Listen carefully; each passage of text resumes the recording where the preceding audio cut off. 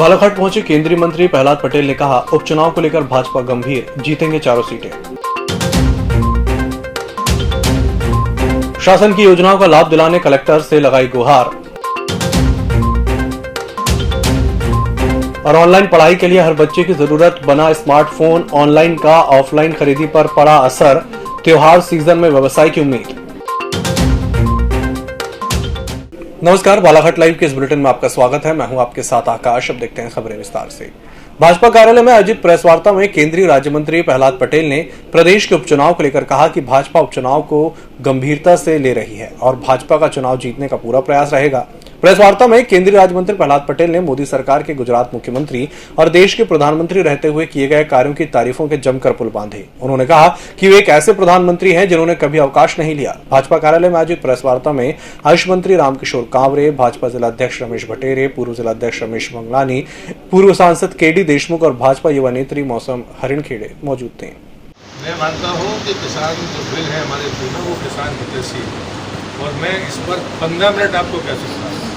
आज तक देश के किसी किसान के खाते में किसी प्रधानमंत्री ने सीधे पैसा नहीं डाला, वो डालने वाले प्रधानमंत्री। आज तक कभी किसी ने आय जो उसकी लागत है, लागत का 1.5 गुना समर्थन मूल्य किसी ने नहीं किया, वो करने वाले देश के प्रधानमंत्री। किसानों के समर्थन मूल्य को रेशनलाइज तरीके से हर साल बढ़ने की गारंटी देने वाले देश के प्रधानमंत्री। चाहे वो यूरिया हो, यूरिया की जो हालत आपने देखी है और देश ने देखी है, उसके बाद यूरिया की किल्लत कभी पैदा नहीं हुई देश के लिए। वारासिवनी क्षेत्र के ग्राम पंचायत सिकंदरा के ज्ञान गंगा महिला समिति के नेतृत्व में ग्रामीणों ने शासन की योजनाओं का लाभ दिलाने कलेक्टर को ज्ञापन सौंपा। इस संबंध में समिति के पदाधिकारी नौशाद कुरैशी ने बताया कि ग्राम पंचायत सिकंदरा के जनप्रतिनिधियों द्वारा शासन द्वारा दी जा रही समस्त योजनाओं में हमें जोड़कर दस्तावेजों की जमा करने के बाद भी आज तक पात्र ग्रामीणों को शौचालय, आवास योजनाओं का लाभ नहीं मिला है, न ही आवासीय मकान के पट्टे प्रदान किए गए हैं। 10-20 साल से गवर्नमेंट की आवास की योजना हो या जो भी सरकारी योजना हो, हमारे ग्राम सिकंदरा वारासिवनी तहसील से 1 किलोमीटर दूरी पे है, ज़्यादा दूर नहीं है। लेकिन आज 20 साल से किसी भी व्यक्ति को जो गरीब है, जो वास्तव में अधिकार है उसका मिलना चाहिए, आवास वगैरह हो और जो भी गरीबों का योजनाएं गवर्नमेंट की आती हैं, तो आज तक नहीं मिली। 20 साल हो गए, हमारे गांव में आवास का एक भी किसी व्यक्ति के लिए मकान का आया ही नहीं। 2 से 4 आते हैं तो वही बॉडी के जो पंचायत बॉडी के लोग रहते हैं वो अपने वार्ड मेंबरों को और अपने परिचितों को दे देते हैं। आधुनिकता के इस दौर में मोबाइल हर आम और खास व्यक्ति की जरूरत बन चुका है। वर्तमान में ऑनलाइन पढ़ाई, दूर संचार, सोशल मीडिया सहित तमाम तरह की जानकारियों के लिए हर व्यक्ति के द्वारा मोबाइल का उपयोग किया जा रहा है, जिसके लिए लोग मोबाइल शॉप और ऑनलाइन के माध्यम से मोबाइल की खरीदी कर रहे हैं। त्योहारों के सीजन के शुभ अवसर को देखते हुए मोबाइल शॉप में पहुंचकर अपने पसंदीदा मोबाइल के बारे में जानकारी जुटा रहे हैं। वहीं शारदीय नवरात्र पर्व के मद्देनजर नगर के मार्केट में स्थित मोबाइल शॉप में रौनक बढ़ते जा रही है। नवरात्र शुरू होने के पूर्व आज EMS टीवी ने नगर के मार्केट में स्थित प्रतिष्ठित मोबाइल दुकानों के संचालकों से चर्चा की। उन्होंने बताया कि कोरोना संक्रमण काल में व्यवसाय पर बहुत बुरा असर पड़ा, लेकिन लॉकडाउन की वजह से मोबाइल शॉप बंद रहे। हालांकि इसी बीच स्कूल कॉलेजों की ऑनलाइन पढ़ाई शुरू होने से एंड्रॉइड मोबाइल हर बच्चे की जरूरत बन गया। इससे मोबाइल की बिक्री में तेजी से इजाफा हुआ। सर, असर तो ऐसा पड़ेगा कि अभी ऐसा हो गया है कि ऑनलाइन ने हमारे व्यापार को पूरी तरीके से ख़त्म कर चुका है। यानी ऑफलाइन में जो सेल में ऑफ़र नहीं आ पाते हैं, वो ऑनलाइन पे भरपूर ऑफ़र दे रही है कंपनी। इसके लिए सरकार को कुछ कदम उठाना चाहिए कि जिसपे खुदरा व्यापारी जो हैं वो इतने सारे हैं कि उनका रोजी रोटी पे फर्क ना पड़े। अभी की कंडीशन बहुत ख़राब है व्यापार की स्थिति अभी तो काफ़ी अच्छी है। सीज़न आ गया है, अभी नवरात्रि ऑफर अच्छे चल रहे हैं, दिवाली नज़दीक है तो तैयारी अच्छी चल रही है।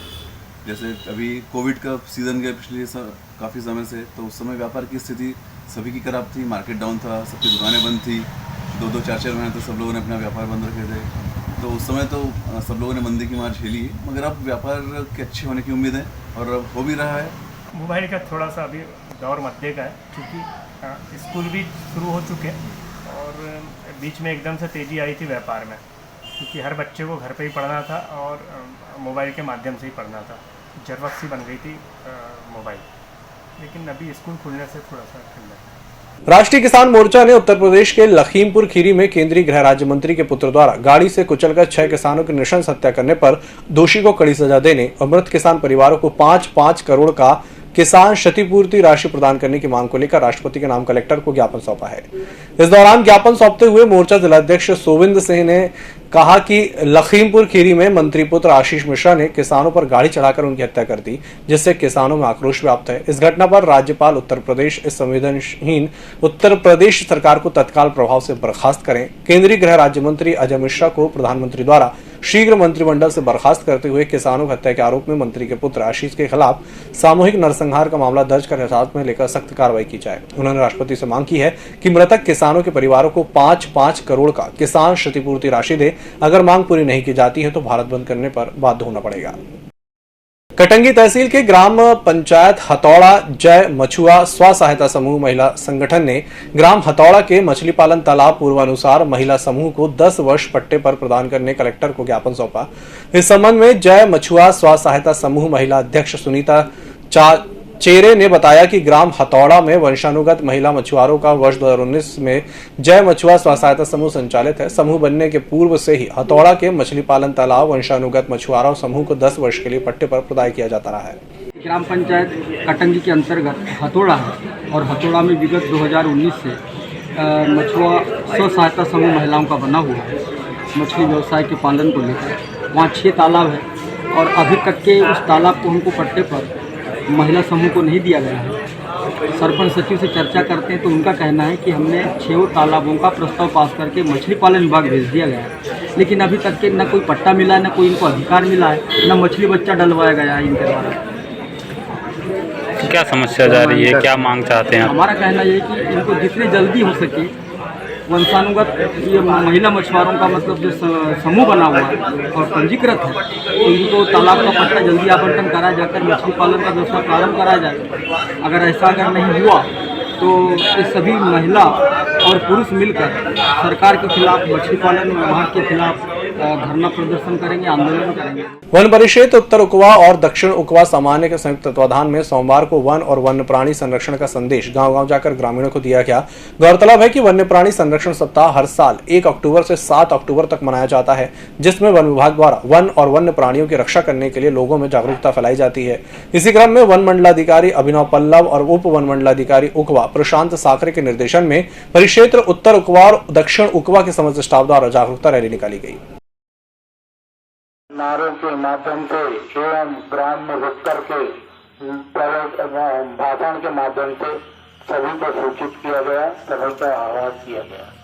जनता की समस्याओं को प्रशासन शासन तक पहुंचाने और शासन की योजनाओं को जनता तक पहुंचाने का कार्य करने वाले कोटवार अपनी बेबसी पर आंसू बहाते हुए तहसीलदार बिरसा के नाम ज्ञापन सौंपकर 3 दिन के भूख हड़ताल पर बैठ गए हैं।